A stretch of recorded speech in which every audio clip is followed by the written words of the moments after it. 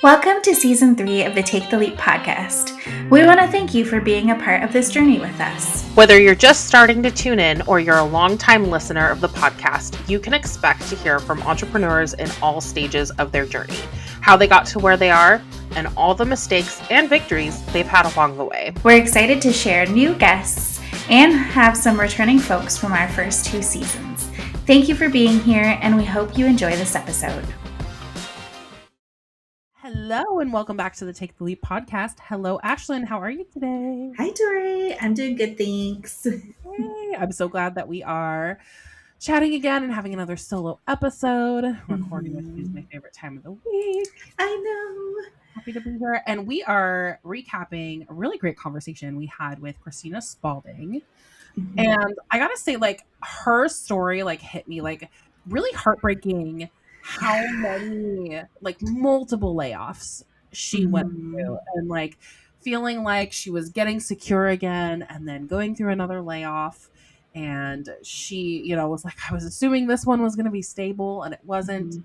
And I've been laid off before, and I know a lot of us have had situations, or even just the fear of being laid off. It's still very stressful. And I think a lot of people are pushed into entrepreneurship for that reason, right? I think that's a pretty common reason that people decide to go off on their own, because they can control what they can a little bit better. So we hear that story a lot, but man, that just that really got me. I was like, oh gosh, I felt that. Yeah. When I think too, it's something that I always tell to folks who, who keep going into the corporate world. It's like, they don't give a shit about you. They really don't. They really don't. And I've talked to a number of entrepreneurs who have not been on the podcast yet, but I've told that if they would like to share their story, they should absolutely come hang out with us. But that's something that, everybody has experienced. I, luckily, knock on wood, haven't experienced a layoff, but I got furloughed during one time at a job. And that was really tough during the 2008 market crash. And that was difficult, just even having 1 month of dealing with that, and people, I don't know, I feel like it works on both sides, right?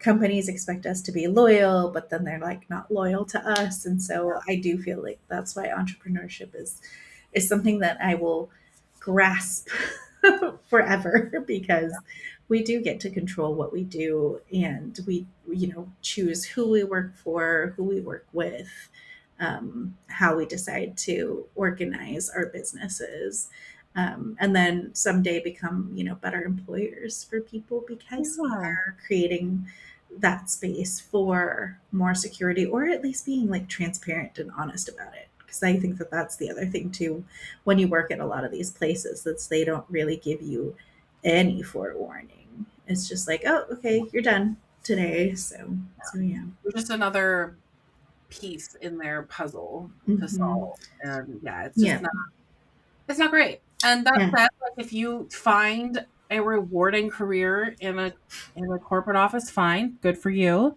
But a lot of us are in that same boat of we don't care. And so a lot of us came and founded our own thing. And I think that's the great thing about being an entrepreneur. But kind of on that same note, just how you never know when you're going to get laid off. You also, as an entrepreneur, never know when a client contract's going to fall through, or someone might verbally say, yes, I want to work with you, I'm going to work with you. And then they never sign the contract and they ghost you. Or maybe they don't mean to, it's just something came up. And so they're like, I'm sorry, it no longer works. Things happen. And sometimes you don't get warning. Sometimes you do. Depends on the person. And she made a really good case for, as a business owner, being always, no matter how busy you are, no matter, what your schedule looks like that month, even if you have met all of your client goals so far for the year, make sure you're always prospecting and always nurturing your network, because that's how, even when business is strong, that's how you're going to stay steady and stay stable. Mhm. is by doing that. And I totally agree. I think like that is something that I've been really focused on this last year. Mhm. And I'm starting to see that payoff now. Right. Especially since people like I talked to months ago are starting to reach out to me now, Right. you know? And so it's like nurturing your network is the way to go. Relationship building is the best marketing you can do. Yes, yes. Showing up consistently, becoming the known person for what you do is really, really important, I Exactly. think. And yeah, like even before we hit record, we were talking about that about networking and getting known in your community. And or maybe I said this in the last episode. I can't remember, but I'm getting more visibility here in Las Vegas and people saying my name and getting me connected with people. And so I think the big thing that I'm running into now is just like, ooh, I would love to work with you. This is when I have space in my schedule to start working with you because I don't want the fits and starts or hey, I've got to go, up to San Francisco next week, or whenever, and I'm not going to be able to work on things for you. And they'll be like, oh, but why not? And I'm like, because I'm going to be in a car for like 10 hours both directions. So, unfortunately, as far as I know, I can't be working on the computer while I'm driving as much as I'd No. love to. So yeah, but yeah, it's really important to do that. And I would say even we spent most of this season talking to people who made pivots. It's important to let your network know what you're doing now. Like, Yeah. if you've made a change in your business, if I'm just going to Absolutely. pick on you, if you've had a baby and your Mhm. capacity is changing as said baby is, or he's no longer a baby. God, he's getting so old He's now. almost He's, 4. I know. Isn't Yeah. that wild? It is wild. I still think of him when he was that tiny little thing that you brought home. I do too. So, Yep. Although it's funny because he's going through this phase right now where um he has like friends who've had siblings. mhm. He's been around a lot of babies recently. Oh, so is And he so asking you when he's he's getting? asking. He Oh is gosh. asking, and he also is pretending to be a baby. That's his like Hmm. newest thing. So he wants me at night when we're getting ready for bed. He wants me to hold him and rock him like a baby, and Gotcha. then wants me to sing to him. And then he literally like I'll hold him like this, and his head is like right It's up. so yeah, I'm like trying with all my yeah. and it's so cute. He'll go meh, Oh meh. gosh. Oh, that is so sweet. Which is really funny. But all that to say, like, I still think of him as a baby, but then I put him in my arms like that, and And I'm you're like, just like, oh my god, dude, definitely you're not a so baby. big. Yeah. He's huge. I know. Every time I see you post pictures of him, I'm like, damn, that child's gonna be so tall. Because He's gonna be both you and Justin are tall yeah, yeah, people. Justin So especially, and yeah, yeah, he's gonna be a tall boy. He's yeah, probably. I mean, I would be surprised if he didn't surpass me. yeah. Assumedly, yeah, Yeah, would I would surpass assume you. he would. Yeah, Yeah, especially with how fast he's growing now. So but yeah. But the point being, let anyway, your network know about new things happening in your life. exactly. No matter what they are. Yeah, And you know what? There was kind of one of the more interesting, I mean, it was the whole conversation was yeah, interesting. One yeah. of the most interesting things though is I had never thought of this before. Mm-hmm. And so when she brought it up, I was like, wow, like I don't know, mind blown. Mm-hmm. Um she likes to look at website traffic patterns Mm-hmm. and like customer inquiries and things like that so that she can reveal opportunities for when she needs multilingual content. I thought that was an amazing idea. I Mm-hmm. never, ever, ever, ever thought that never crossed my mind. Yeah.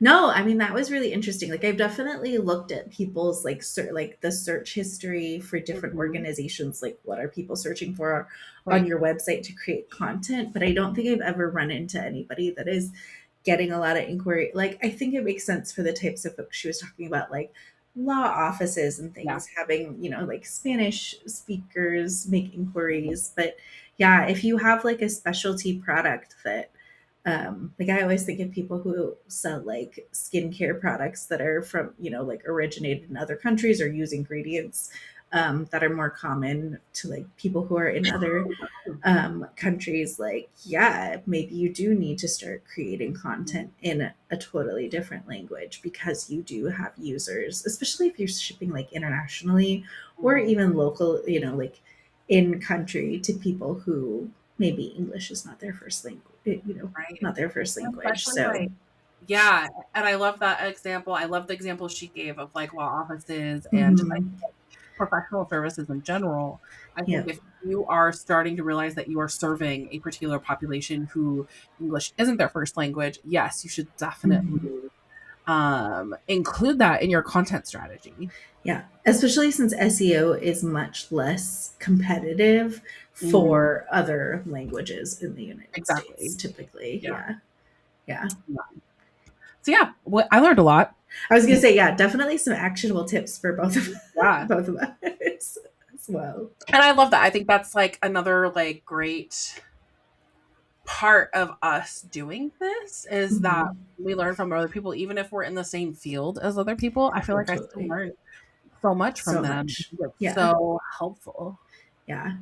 Well, I it's learn interesting from too you all because the time. yeah, one, that's the thing too, is like marketing has so many different approaches and so many Yeah. different avenues that there's no one size fits all.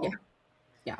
Or even one size fits most. Like it is really customized to, I mean, it gets down to, right, who's your audience. We say this all the time. Who's your audience? And it's not everyone. So, it's not everyone. It's yeah. never going to be everyone. Everyone, Well, yeah. and I think I had a thought and it just went away. I was like, okay. It's gone. It's gone. That's okay. You're good. Sorry. That's okay.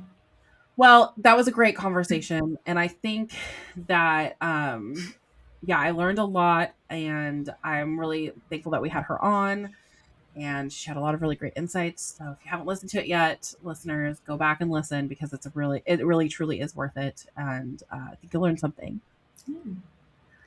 So now let's wrap up with our favorite part of these episodes. Ashlan, what's your win for the week? So I last week went up to San Francisco to join Brady, who has been on the podcast before, for this small business expo out there. He made some good connections, and I also got to hand out my business cards to folks that asked about some of the ways that we had the booth set up. But what I really loved is like we sat there, had conversations about things, and he had said, like, I have been one of the longest marketing professionals that he has worked with in his business. And so I kind of pride with him, and I was like, oh, so why do you keep me around? And if things hadn't gone well, with previous folks. And one of the things that he did say is that I pivot very nimbly as we decide to do different things, like setting up the small business expo, or when he decided to publish his book and everything. And what I think is really exciting is that we're thinking, just because it worked so well having our businesses play off of each other in the booth, because like I could very easily talk about his services, and we all honestly talked about like bundling some of our services together. Is that we're thinking about maybe splitting a table at some of the other small business expos, maybe Los Angeles or San Diego. Because one big thing, I did one of these in Chicago, and one of the things people kept asking me is like, are you located in Chicago? And I'm like, no, I just came over here, to check it out and see like we can work with anybody anywhere. And so I know like a lot of people there asked if he was based in San Francisco or somewhere else. And so I think, Las Vegas is close enough to LA and San Diego that I could very easily drive there. So yeah, excited to explore that opportunity next year. Yeah. Yeah. What about you? What's your win this week?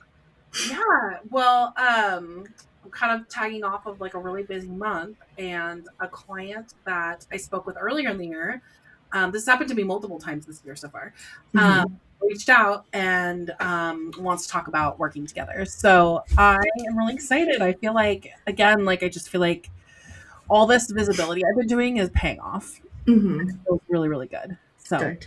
Yay, I love that. Thank you. Yeah.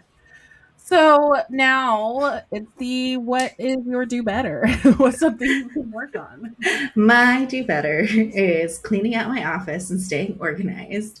I hadn't done it yet, but I really needed to find out what I did. I find out what I did with my PO box keys because I cannot find them anywhere, and I know that somebody mailed me a check. So yeah, so that is on my list of to dos is find what I did with them Yeah, and do what I've been telling myself to do, which is just leave them in my car because fair. my purse is too small that I carry around, so like an extra set of keys is too much. But then I feel like I drive past where it is all the time, and then I'm like, Yeah. I don't have my keys with me, so I can't even check it. So, and they are not in my car. I did rip my car apart to see if I had already. Oh my gosh, I'm sorry. That's okay. You'll find them. You'll find them. They'll be there. Well, they will be somewhere. Yeah, there's no way I could have lost them. They're just somewhere. What is your do better for this week? Yeah, well, we talked about this a couple episodes back, but building rest into your schedule. And I need to start doing that again because, Yeah. again, I've just been really busy. And so when I get really busy, that work becomes like the most Mm. important thing. And then, Mhm. and my family too is the most important thing. And then it's work and time for me and time to rest kind of Mhm. is the Get first pushed. thing Yeah. to go. And so I just need to be better at building it into my schedule no matter how busy I am because I can feel when I'm getting tired and I don't want to burn out or overwhelm myself to the point where I'm not creative for my clients anymore. Totally. So building rest into my schedule. Mhm. All right. Are you listening to anything fun right now? Reading anything fun? I went down the rabbit hole of Apple Music and found all the different playlists for EDC because they happen not only in Vegas but they happen in like Korea and Mexico and Orlando, and they have all of the DJ sets from the different ones. And so, Awesome. in preparation for my big long car ride, because it was 10 hours each way, I ended up just downloading a bunch of them and listening to them and Nice. pretending that I was, dancing under the lasers I love in the that. middle of the night. So yeah. How I about love that you? so much. Yeah. Well, I mean, I feel like this is kind of in a similar vein, but I have been trying to find ways to like get myself to like focus and like Hmm. kind of have fun still too while I'm like putting my head down. And so normally I have like some sort of like instrumental music going on in the background, but Hmm. lately I've been looking up like on YouTube different like fantasy focus ambiance Nice. playlists, and then I've been like putting it up on my screen.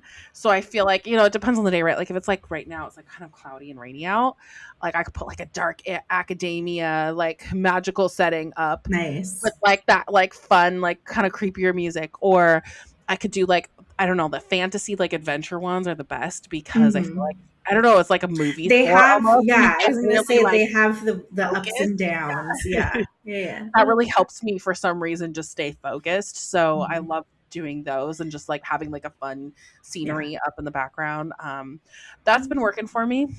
Yeah. So yeah, that's been kind of fun. That's what ADHD brain's like. We need more than one stimulus so we can actually Exactly. focus. It's Exactly. freaking bizarre. Weird. It's very weird. But I can't do, I know sometimes you'll watch like a show or like have a show on in the background. I'm talking. Yeah. I, for some reason, that like I will get sucked into that. Oh yeah. So I can't even do music most of the time with lyrics With unless I lyrics. don't know the Okay. song.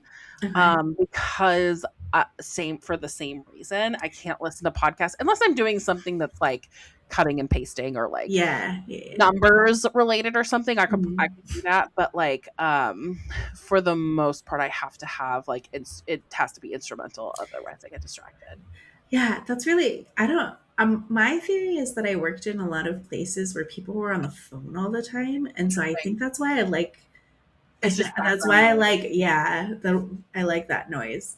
And I mean, I don't know, it's mostly, I do better with reality TV than actual like plot shows. Because then you Like can I see was trying to watch X Files in the background, but that was not, I found myself like pausing and like, and also, I mean, I literally like put it like right here. Like my laptop is like right down here. So like I have my two screens, but I kind of like see it off in the like, I don't know, out of the corner of my eye. But yeah, anything I have to pay attention to doesn't really work. But you know, when you're listening to the Real Housewives like yell at each other, that's not that's not as important to pay deep attention to. So That's true. so yeah, but I love that for you. I might check out some of those. They're fun. They're really, yeah, I can see those being really, really fun as well. That's awesome. Well, thanks for another great conversation. Yeah, thanks for hanging out. Yeah, it's been fun. And if you haven't checked out this conversation, you should. So yeah, go back and listen. And until next time, can't wait to be in your ear holes again soon. Yeah. Bye for now. Bye for now. Thank you for tuning in to another episode of the Take the Leap podcast. Check out our show notes to connect with us and our guests. If you have questions about the episode or ideas for future topics, send us a direct message on Instagram or email us at aloha@taketheleap-today.com.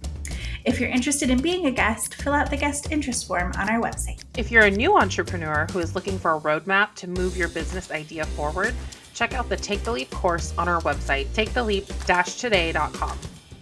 Members who join the course also have an opportunity to join us in bi-weekly co-working and group coaching calls to build momentum and work on your business. And if you'd like a flavor of what we offer, sign up for our free webinar with the 9 essential steps you need to launch your business with clarity and confidence. See you next time.